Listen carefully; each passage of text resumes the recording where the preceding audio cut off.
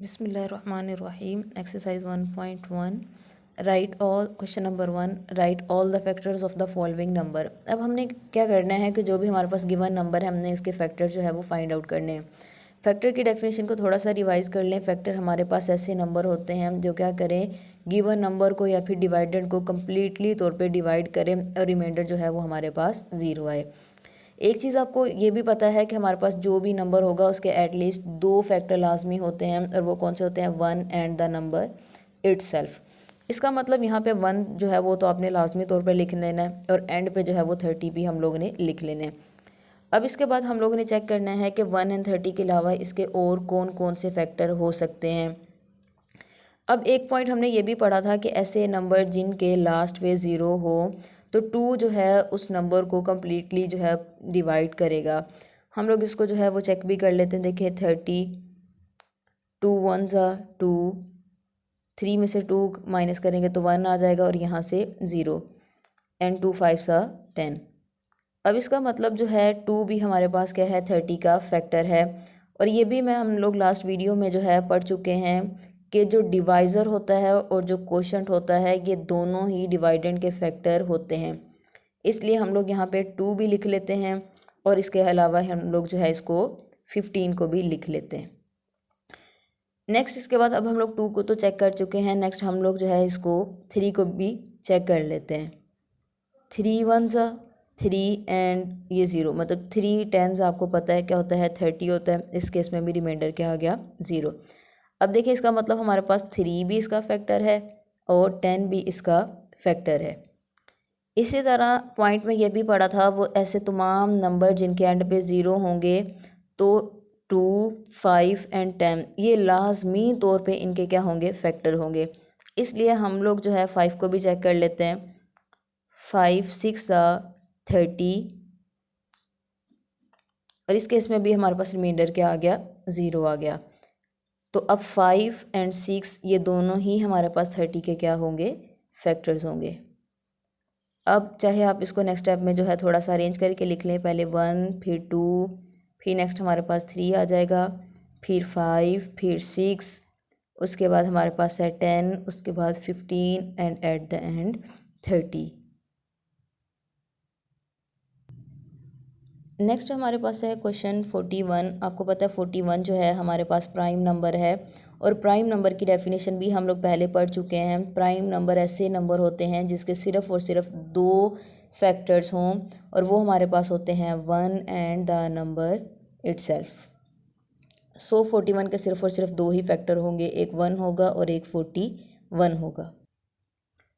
Next है हमारे पास question number 365। Again इसका भी हम लोग लिख लेते हैं 1, और लास्ट में हम लोग लिखते हैं 65, क्योंकि और चाहे इसका कोई फैक्टर हो या ना हो, लेकिन 1 एंड 65 मतलब 1 एंड द नंबर इट्सल्फ ये तो हमेशा जो है फैक्टर लाजमी तौर पर होंगे।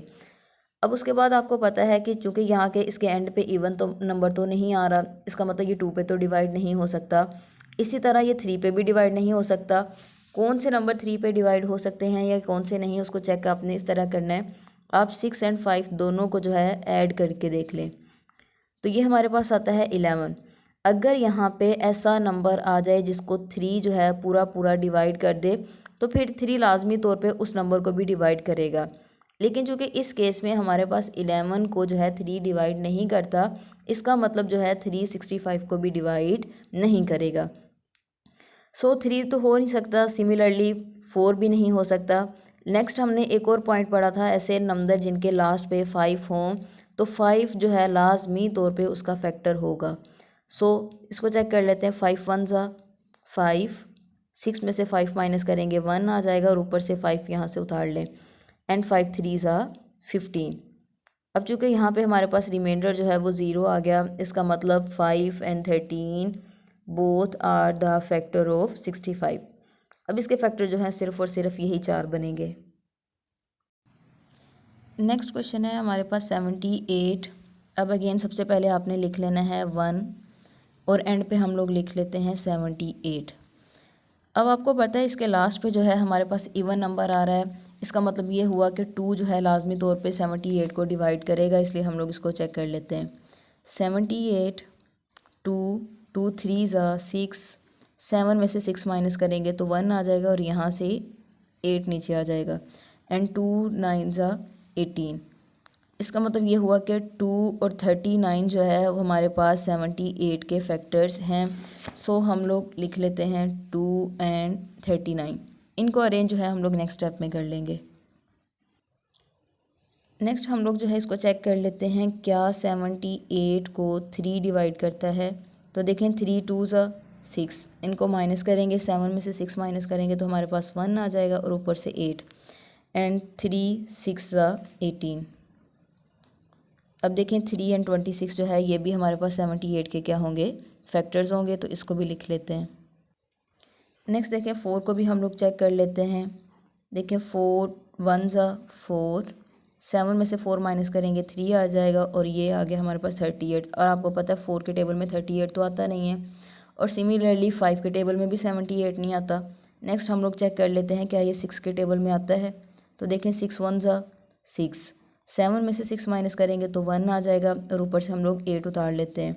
अब आपको पता है 6 3 ज़ा हमारे पास क्या होता है 18।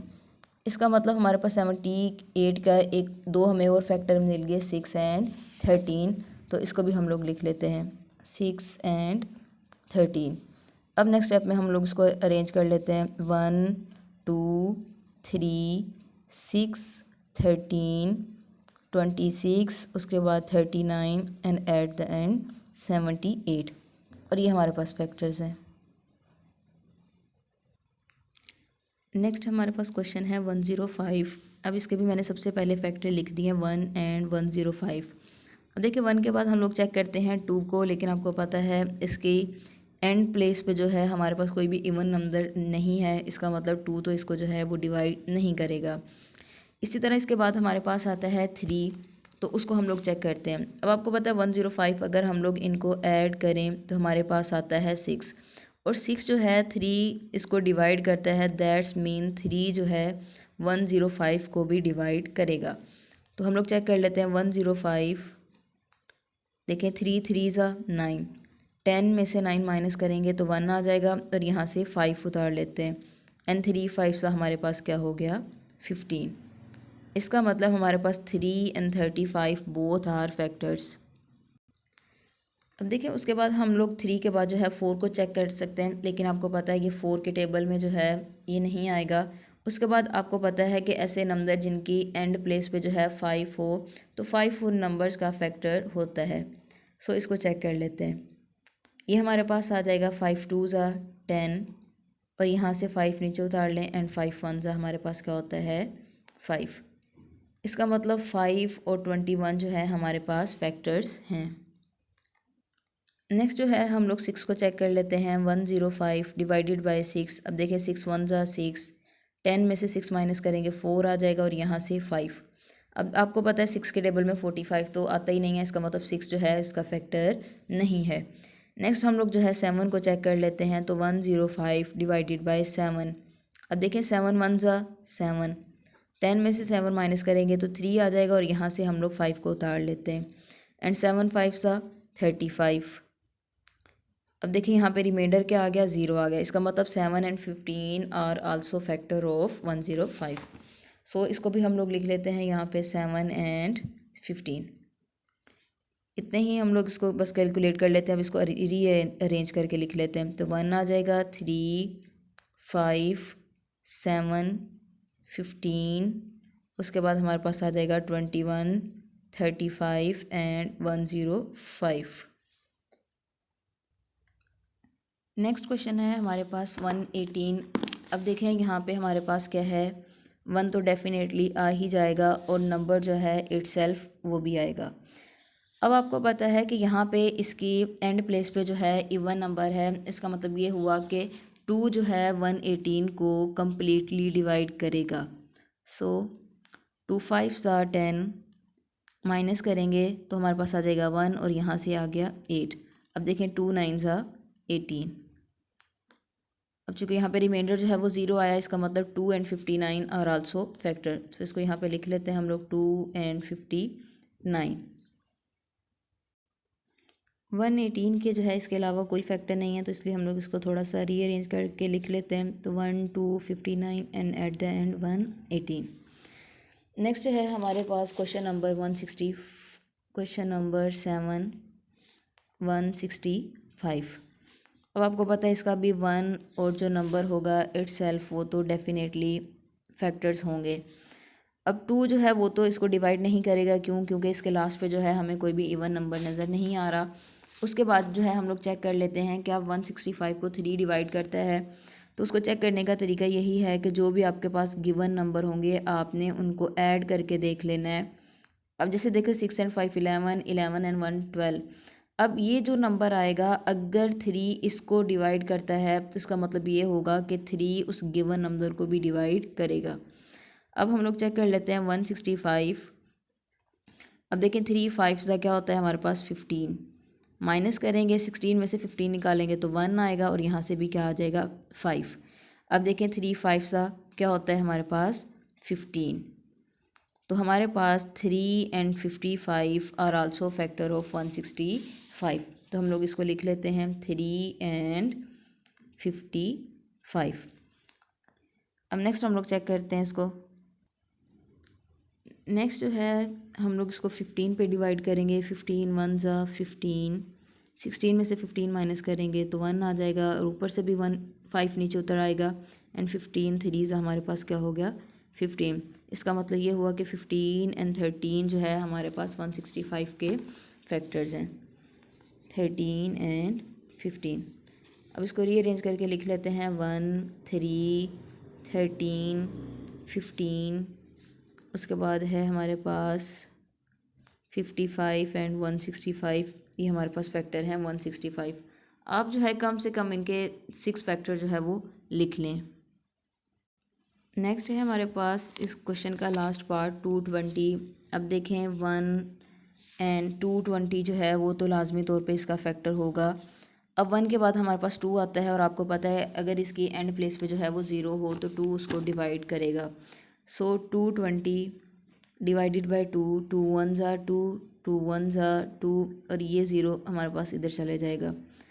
अब देखिए यहाँ पे रिमाइंडर क्या आ गया 0। इसका मतलब 2 और 1 10 जो है वो भी इसके फैक्टर हैं, 2 एंड 1 10। अब 3 जो है वो तो इसको डिवाइड नहीं करेगा क्योंकि 2 एंड 2 4 होता है और 4 3 के टेबल में नहीं आता। 4 के बाद हमारे पास 5 आता है और हमने पढ़ा है कि ऐसे नंबर जिनके एंड प्लेस पे 5 हो, सॉरी जिनके एंड प्लेस पे 0 हो तो 5 उस नंबर को जो है वो डिवाइड करता है। सो हम लोग इसको चेक कर लेते हैं 220 डिवाइडेड बाई 5।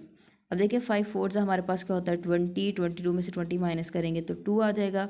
यहाँ से 0 उतार लें, 5 4 से हमारे पास क्या होता है 20।